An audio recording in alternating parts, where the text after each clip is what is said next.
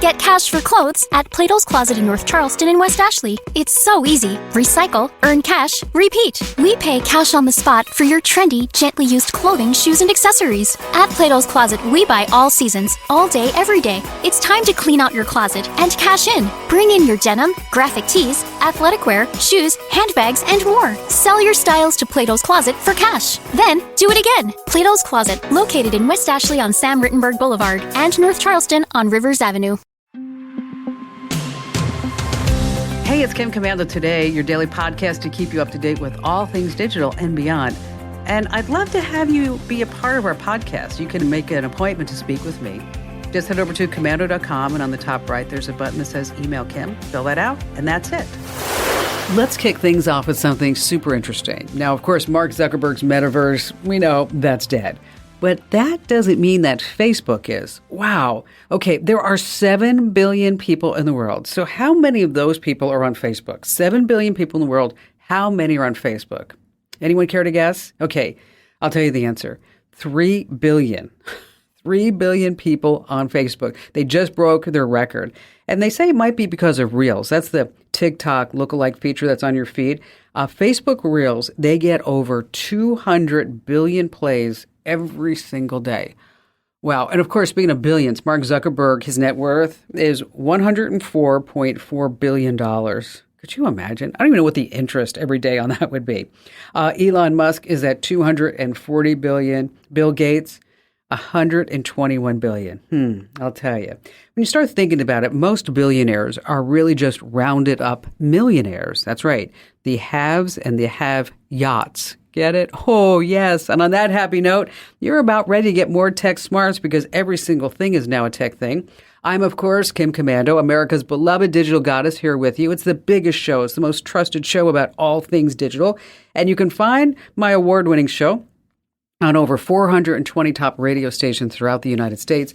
And you can also get us as a podcast, as a webcast commercial-free over at commando.com. Just go ahead and click that big yellow button that says Commando Community. And a big hello and salute goes out to all of our listeners on the American Forces Network Radio, reaching over 375,000 U.S. service members, serving in 175 different countries and 200 ships at sea. Get the Kim Commando Show. And I know that you have a few questions about something digital I can lend a hand to, and that's why our T-Mobile Unlimited listener line is now open for you. It's at 1-888-825-5254. Every single day, I check out 30 different websites to make sure that you're up to date on everything that's going on in the techverse, and here are 5 things that you need to know right now. We're going to start at number 1, and maybe you'll hear some biblical and other prophecies in the story, but for now, just take it for what it is. Sam Altman, he's the founder of ChatGPT, and he has big plans to bring in a worldwide ID system, whether we want it or not. He owns another company called WorldCoin, and they want to invent a global electronic money system where everyone on the planet would buy and sell, well, everything. It'd be like a global currencies. And without it, you couldn't do business. But to operate such a system, first you have to identify everyone who would use it. Yeah, I'm talking about the entire global population. So follow me on this. WorldCoin envisions scanning everyone's iris because no two irises are alike. So we're talking about non-alterable global identity verification, proving that you're really human, to unmask all the aliases and the internet bots.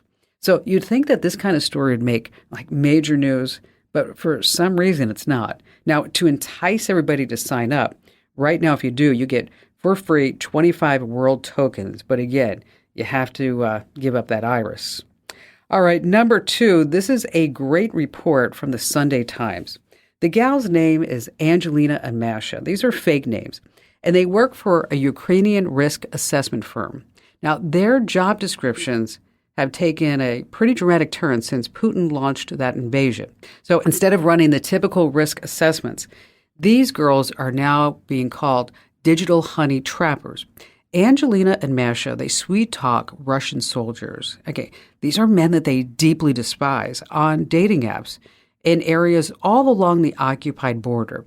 They use AI-generated photos of these really beautiful women and turn to gain valuable intelligence. Now, Angelina says she spends 2 hours every single day teasing and flirting with Russian soldiers online. And sure, she said, they ramble on about women's underwear, but it gets a little darker.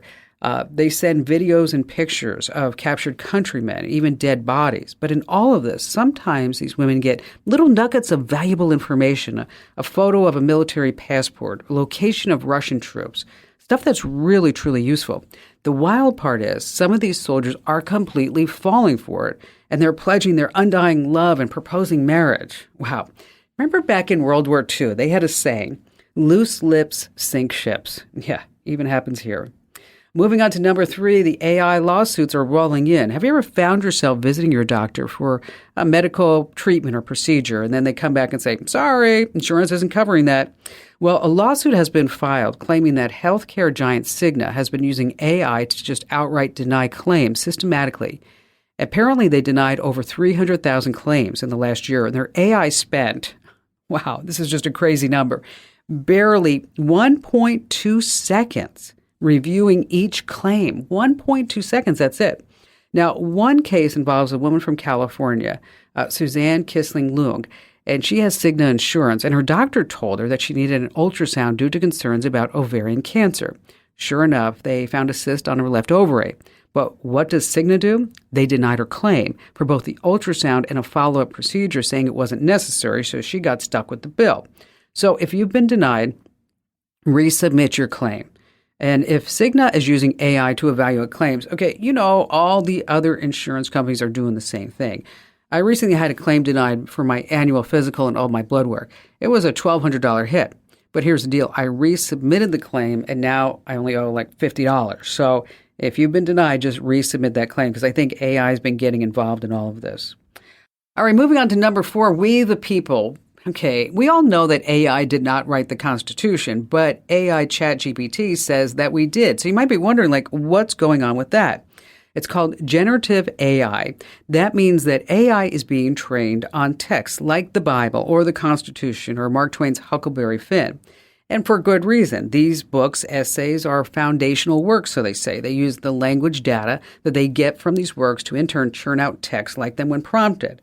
So when any of these works are thrown to an AI checker, they think that AI wrote it. So no, ChatGPT, you're not as good a writer as James Madison, even though you want to. And finally, this coming in at number 5. Oh my gosh, I could not believe this. There's a trend on TikTok where people are suffering from an ailment that they call time blindness. Now, this one gal, she posted this teary-eyed video about just saying, oh, the people at my job, they hate me because I need accommodations because I can't show up to work on time. 4 million people viewed this. Now, doctors say this isn't necessarily a case. Doctors say that time blindness is a real problem for people with ADHD because they often forget the time, lose track of time, underestimate how much time it takes for any given task. Okay, I get that if you have ADHD, being late may not be intentional, but there is some cool tech to help out. If you have a smart speaker like Alexa or Google Home, you can set easy audio reminders to check for stuff and set timers and reminders. There's a new web browser called Sidekick. It limits distractions. And you know what? Just set an alarm. Crazy. Speaking of, what did the guy who got fired for always being late say? What did he say? It was just a matter of time. Oh, yeah.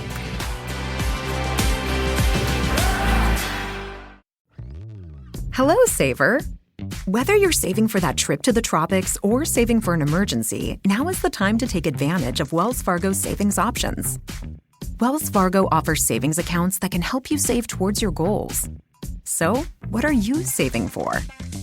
Visit a Wells Fargo branch or wellsfargo.com/save to open a savings account today. Wells Fargo Bank, N.A., member FDIC.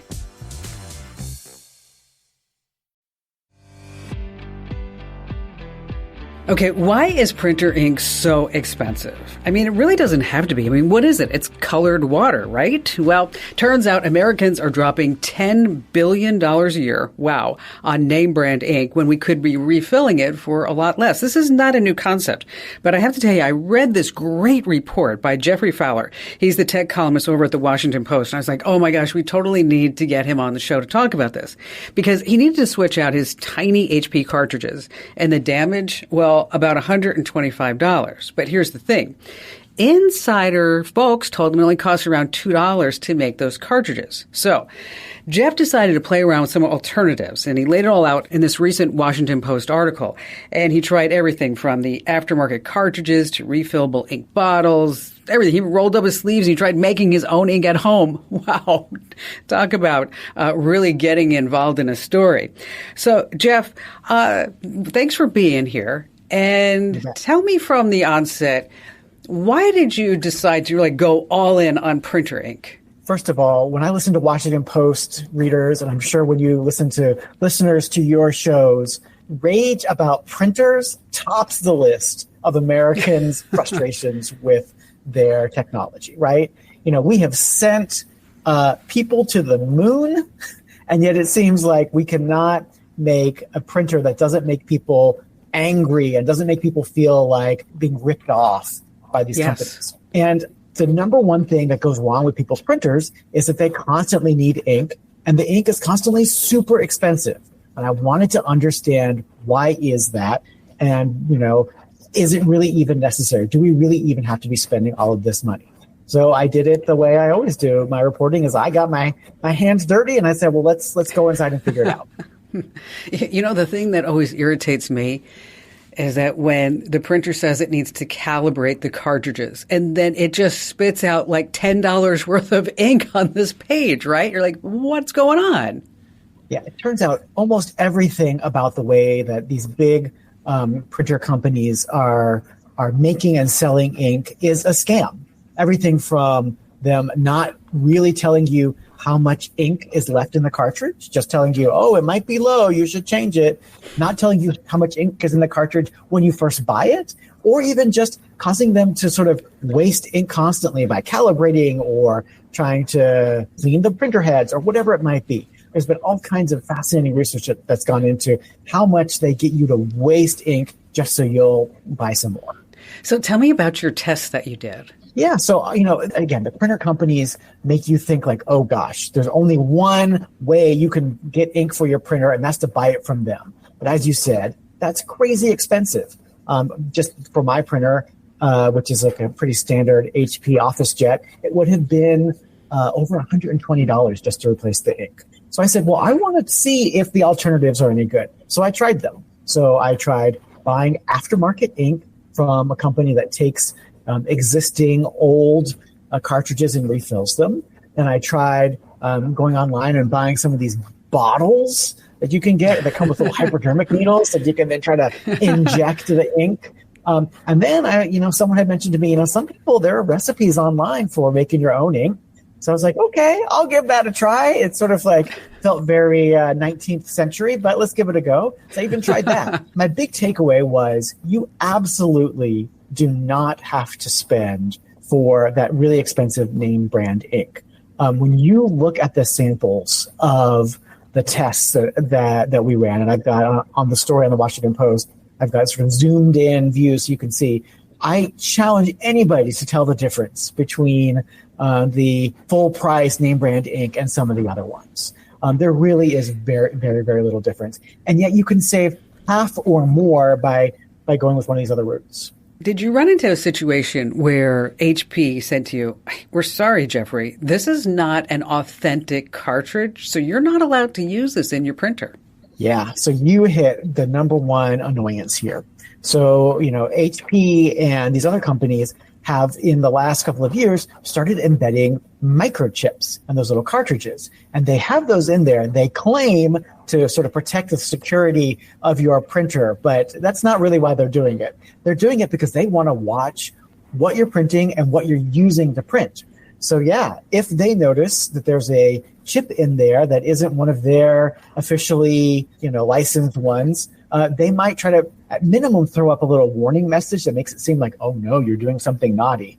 Or at worst, make it seem like your entire printer is going to break. And in fact, that happened to me during one of my tests. I put in one of these off-brand cartridges, and I got the blue screen of death on the printer for a moment. No. But then I unplugged it and then plugged it back in, and it all worked fine. So when you go through all of this, how much money are you saving at the end of the day? For the sort of remanufactured ones, so those are cartridges that are sort of refilled from existing things, you save about 50%. And that's a lot of money. That's $60 on my printer. Right. That is a lot of money. And it doesn't take a lot to fill up the cartridges. What, 5-10 minutes? Is that it? Or is it longer? So if you buy the ready-made cartridges, they're already filled. They come to you ready to go. You just take off the seal and pop them in. If you want to try the hand-filling route, we tried that as well. You could save even more money just buy these sort of big tanks of ink. I have to say in our tests, the prints also looked great from those. It did require a little bit more steely nerve because you're there with a hypodermic needle and you're trying to jam in ink into one of these cartridges. And these cartridges these days have been designed to make that process a little bit difficult, and you have to press pretty hard. We did have it in one case where we didn't do it quite right, and some of the black ink did ooze out onto the page when we tried to print. So that approach could involve a little more hassle, but you know what? If you print a lot, it could save you a lot of money. Geoffrey, thank you so much for being here. Folks, if you want to read his piece, it's over at thewashingtonpost.com. All right, let's switch gears just a little bit and let's talk about your iPad, because here's the deal. Apple's going to be coming out with some new iPads in September. They always do. And why? Well, just in time for the gift-giving season. So you might have an old iPad laying around and wondering what to do with it. Well, first of all, you can turn it into an e-reader. And unless that iPad is just super old, you can just load up the Kindle app, Goodreads, or my favorite app is called Libby. And this lets you get free digital books from your local library. And if you've missed reading the comics because you no longer get a newspaper, you want to put that app Chunky on the iPad too. Now you can also use an older iPad as a universal remote control for your home television setup. Just add the apps for your streaming media favorites like Netflix, Hulu, Roku, all the others. Just works great. You can also use that old iPad as a digital photo frame, a home security camera, or what you could do is just mount it in the car for the kids in the backseat to watch. Oh, and by the way, if we have cat lovers in the crowd, just add the app Frisky's Jitterbug. Oh my gosh, that cat is going to go simply bonkers.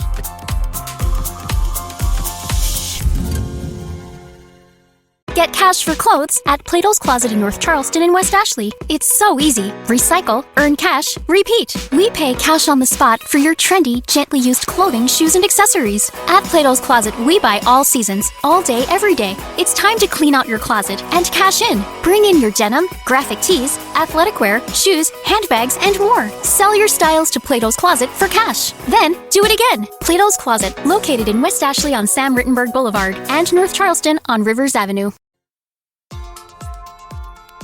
All right, before we go back to all of your great phone calls, and I also have that great tip about the most useful hidden features in iOS 17, and also I have a great tip about what to do with the stuff that you're going to be passing on to your kids when you pass away. Let's talk about file types, because your life is on your computer, right? Your photos, your work, your passwords. And that's why you never want to risk clicking an attachment from an unsolicited email. And here's the scoop on some trends. You need to know the file types that scammers are using. Okay. Of course, we have Excel and Word. They're not the top culprits anymore, okay? According to research, 54% of malware attacks are using an archive file format like zip and rar. And these have outpaced anything Windows because we've all gotten so smart. I mean, we know if it's like a Google doc or a Word doc or an Excel sheet, we know that, hey, that might be malware. So before you click on an email attachment, I want you to stop and think and don't click that link. Even if it's from somebody you know, it could be something really nasty that you're going to get on your computer. And then you're going to have to call me and say, Kim, help me. I downloaded and I clicked on something and now everything's all haywire. Oh, I hate those calls.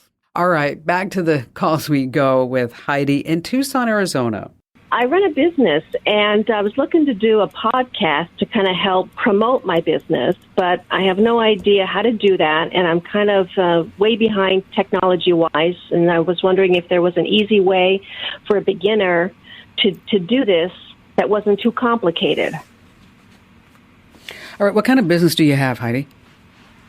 Well, I'm in the alternative health field. We do energy scanning of the body's energy field, and so I have clients from all over the country utilize my services. So, awesome. That's cool. Yeah, so That's great. So I guess podcasts can reach people anywhere, anytime.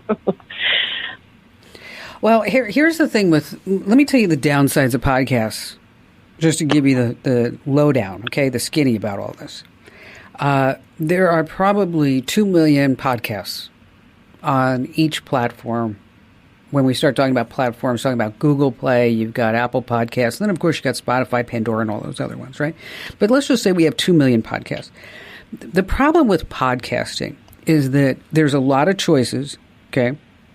But the good news for you is that you're very specialized. And so if you have a specialized podcast, you have a chance to getting to the top and getting some listeners, all right? So if you were just talking to me about alternative health and supplements, I'd be like, I don't know about that, Heidi. You know what I mean? I'm not sure if that's going to be, because you're going to have a lot of competition out there. The other thing about podcasts is that it is a commitment, Heidi, is that you have to do a podcast every single week. Now, I've talked to a lot of people, high-profile people. One person, if I said their name, you'd be like, oh, they own a winery, because that's what they do. And they were befuddled that I said that you'd have to do this on a regular basis. They thought they could do a podcast once every 6 months. You have to do this every single week, or else you don't get the traction that you want, because then the podcast algorithms say, oh, Heidi did this one podcast. She hasn't come back in 8 months, so why am I going to promote this podcast? Make sense? Yes. Okay, mm-hmm, sure. So in order to get into podcasting, you need a desktop, laptop, whatever. You can record it on your phone, but you really want to get a good, solid microphone. We'll send you a link to one. Then you need also tools to record and edit the software. And that's where you're talking about Audacity or Pro Tools.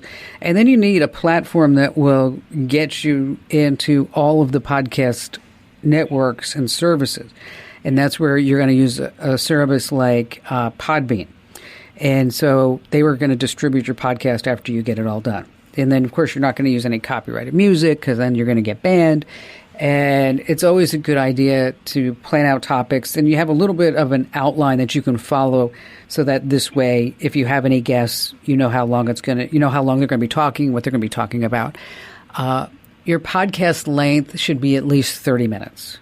You can do shorter daily podcasts, but for your topic, I'd say probably between 30 and 40 minutes would be a nice sweet spot for you. Have you thought about doing email marketing? Yes, I have. Yeah, I'm in the process of trying to find a reliable company to help me out with that. Okay, so I would start, instead of a podcast, there's more bang for the buck with email marketing. And there you can use a service like MailChimp or Constant Contact. And that's how for example, you could send out a weekly emailer about, maybe some new thing that you discovered, some fun thing, and maybe you're offering a special, or maybe you're not, and maybe this is a link to your online calendar so people can book their own appointments. And so with email marketing, it seems to be more of an effective tool because it goes right to their inbox because you have their email address. See, with a podcast, people have to search you out. And I'm not saying that you shouldn't do it. What I want you to do is to augment this as part of an entire marketing plan. So you're going to have your social media under control. You're going to have a YouTube channel with some videos on there. You're going to have email marketing ready to go. And then I would say, let's do the podcast, because there's just too many podcasts out there, and it's very, it's just really controlled chaos right now in the podcast marketplace because of all the different varieties. Now, I'm never one to discourage an entrepreneur. If you want to do it, that's great, but just make sure you have everything else all sewn up so that this way you can tell your existing network about your podcast so that they can go listen to it, and then they can tell all their family members and friends. We'll send you a link, Heidi, so hang on the line with us to a microphone that I like. And thank you for your call. And keep me posted on your success. I just know you're going to do great. Now, of course, this begs the question, how much can you make having your own podcast? Well, for this, we have to do a little math, and I've got to pass along some terms. It's called CPM. You know what CPM stands for? Cost per thousand. So commercials are based on cost per thousand, and you normally have no more than 3 commercial breaks within a podcast. So how much is a CPM? Well, let me tell you, it just ranges from $1 to maybe even $100. It depends on the host. So again, somebody's going to pay $1 to reach 1,000 or $100 to reach 1,000 people. Now, in case you're wondering how to do the math, just go ahead and Google search CPM calculator online or use ChatGPT and say, what is the CPM or how much do I charge if the CPM's $10 or $25? It just makes life easier. But generally speaking, and I hate to use the word generally speaking, but a podcaster with around 10,000 downloads per episode can expect to earn somewhere between, and it's a big range, between $500 and $1,200. Again, because it depends upon the CPM, it depends upon your specialty, how many commercial breaks. So just think about $500 to $1,200. All right, I've been using iOS 17 for about a month now. And in case you want to try it before it gets officially released in the fall, just head over to beta.apple.com. Once again, that's beta.apple.com. It's been pretty stable. I haven't had too many issues. Well, sometimes the screen looks a little wonky, and a few times it didn't want to connect to Apple CarPlay, but it seems to have kind of leveled out. Once again, that's beta.apple.com. But here are some highlights in case you want to check it out and maybe just a sneak peek of what's to come. Like with iOS 17, all those symbols, those warning lights on your car's dash? Yeah. Now you can actually take a picture of it and it will identify it and tell you exactly what you need to do. It also works on like symbols that you have as far as like being able to wash certain things and if they are dry clean only. So anytime you have a symbol, now iOS 17 is going to help you. Okay, cropping photos. You no longer have to tap a couple of buttons to crop a photo. Basically, all you do is you just have that photo and you do that 2-finger pinch and you zoom in and then, a crop button appears and you're like, thank you. Thank you so much. Now, also coming are what's called interactive widgets. Like, say, for example, that you're going to be cooking a souffle, or maybe you're making lemon chicken or potatoes, whatever it might be. And so now you can have that recipe right on your phone, and you can have the phone closed, and then you just tap the recipe icon, and then it will show you each step along the way. You can also listen to articles instead of reading them. Listen to page is now going to be right built into Safari. So in case you want your phone to read something to you on screen, you've got that. You can also easily share your passwords with all the folks in your family on your keychain. This is really handy. Of course, we know that we've always been able to ping your phone when you lose your phone. But what if you lose your watch? Yes, thank you, because that happens to me way too many times. Is now you can ping your watch and find out where your watch is located. You can also automatically delete all those one-time passcodes. And this is also really super handy. You know how like when you look at a URL in Safari and it's not just the web address, but it has all this tracking information behind it? Well, now Safari will automatically delete those trackers from those addresses when you share them, which is really super handy. We have a whole list of what's to come in iOS 17 over on the website. That's commando.com.